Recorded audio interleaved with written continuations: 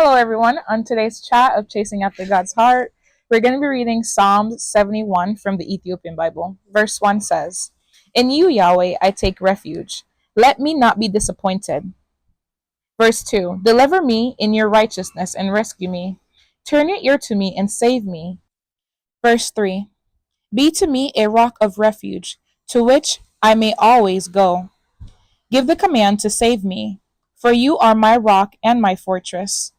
Verse 4, Rescue me, my God, from the hand of the wicked, from the hand of the unrighteous and cruel man. Verse 5, For you are my hope, Lord Yahweh, my confidence from my youth. Verse 6, I have relied on you from the womb. You are he who takes me out of my mother's womb. I will always praise you. Verse 7, I am a marvel to many, but you are my strong refuge. Verse 8, My mouth shall be filled with your praise, with your honor all day long. Verse 9, Don't reject me in my old age. Don't forsake me when my strength fails. Verse 10, For my enemies talk about me. Those who watch my soul conspire together, saying, God has forsaken him. Pursue and take him, for no one will rescue him. Verse 12, God, don't be far from me. My God, hurry to help me. Verse 13, Let my accusers be disappointed and consumed. Let them be covered with disgrace and scorn who want to harm me. Verse 14, But I will always hope and will add to all your praise. Verse 15, My mouth will tell about your righteousness and of your salvation all day, though I don't know its full measure. Verse 16, I will come with the mighty acts of the Lord Yahweh. I will make mention of your righteousness, even of yours alone. Verse 17, God, you have taught me from my youth. Until now, I have declared your wondrous works. Verse 18, Yes, even when I am old and gray haired, God, don't forsake me until I have declared your strength to the next generation, your might to everyone who is to come. Verse 19, God, your righteousness also reaches to the heavens. You have done great things. God, who is like you? Verse 20, You have shown us many and bitter troubles. You let me live. You will bring us up again from the depths of the earth. Verse 21, Increase your honor and comfort me again.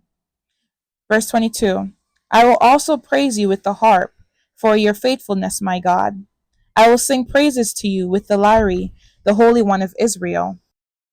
Verse 23, My tongue will also talk about your righteousness all day long, for they are disappointed and are confounded who want to harm me. So within this psalm, the verse I'm going to focus on is verse 8, and it says, My mouth shall be filled with your praise, with your honor all day long.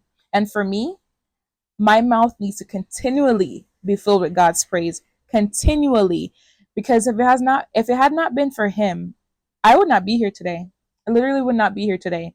Because I remember in I think it was like June of 2023, if I'm not mistaken, there was a point where I was crying so much. I was coming home from this dinner with my friend and I was bawling so much. I couldn't even see the highway. I could not see the highway. And I had to pull over, and then the enemy came in my brain, should I say, and he inserted this thought in my head. And at this time, I didn't know it was the enemy because I didn't know that I was fighting a spiritual battle. I did not know that. But we learn a lot when we continue to seek after God. So essentially, back to the story. Essentially, I had this thought in my head. I was crying, so I pulled over. I had this thought in my head, and the thought was basically to go stand in the middle of the road so that the cars can run me over. And when I tell you that thought was so disgusting in my head, I was like, I was appalled a little bit. I said, "Huh? Where'd that come from?" I said, "I'm sad, but not that sad where I want to go kill myself. Like, let's be so for real."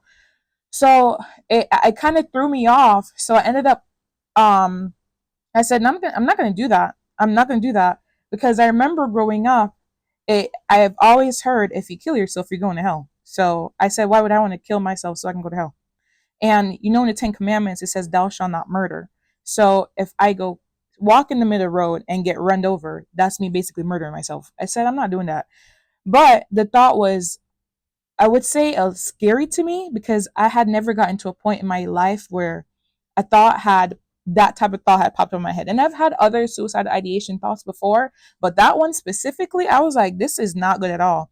So I did call the VA hotline, and they were able to console me, and I was able to like stop crying and just go back to lower levels where I wasn't thinking those type of thoughts, or I wasn't entertaining those type of thoughts.